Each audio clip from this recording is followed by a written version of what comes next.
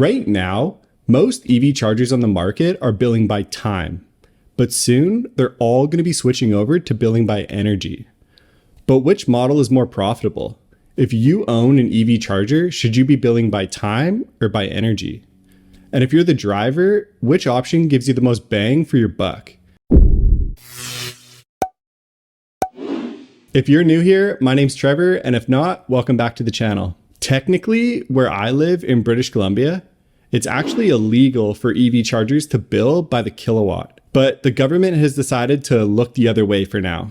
The agency overseeing this is called Measurement Canada. Basically, if you're selling something that needs to be measured, then Measurement Canada makes sure that it's measured accurately so nobody gets ripped off. For example, when you go to the grocery store and you walk up to the deli and you ask the person behind the counter for, let's say, 100 grams of salami, then that person takes the salami and puts it on the scale to weigh it to see how much it costs. Well, that scale would have had to be approved by Measurement Canada to make sure that it's weighing everything correctly so that all the prices are accurate. So back to EV charging, Measurement Canada wants to make sure that all the kilowatts that are flowing through those EV chargers are actually being measured correctly so that the EV charging companies aren't overbilling people. Okay, but why does this matter?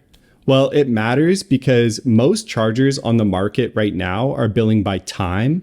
For example, $2 an hour, but soon they're going to be switching over to billing by energy or the kilowatt because it makes the most sense. No pun intended. But which option is better for the host of the EV chargers and which option is better for the EV driver themselves? Well, to answer this, first we need to know the speed of the EV charger or the kilowatt output coming out of the EV charger. To be clear, today we're talking about level 2 EV chargers. And the kilowatt output of these chargers ranges anywhere from 3 kilowatts all the way up to 19 kilowatts, which is a pretty wide range. That being said, I'd say most level 2 EV chargers on the market are about 7 kilowatt output. All right, the first example we're going to look at is a slower charger billing by time. If you have an EV charger and it's anything under 7 kilowatts, then you're going to want to bill by time. This is because the driver is going to have to sit there longer to get the amount of juice that they need for their car. And the longer they sit there, the more money you make. Because the charger is slow, not a whole lot of electricity will be flowing out of it, so your electricity costs are going to be low. Marking up that small amount of electricity for a profit will be pretty minuscule and it really won't be worth it.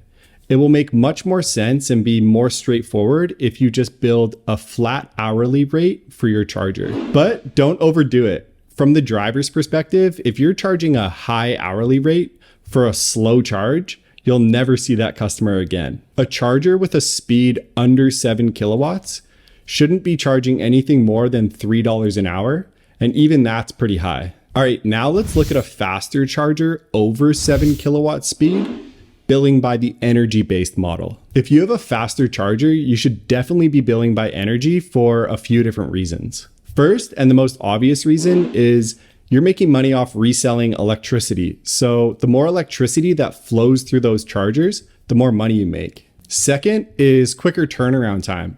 So if you're charging cars faster, that means they'll get what they need faster and they'll leave faster, which frees up more space for the next customer to come in. So you'll be able to charge more cars throughout the day and have more customers in theory. Third, everybody wants a faster charge. So you'll be able to bill at a premium for your chargers, and it'll also attract more drivers to your location. As I just said, the main thing to remember is everybody wants the fastest charge possible.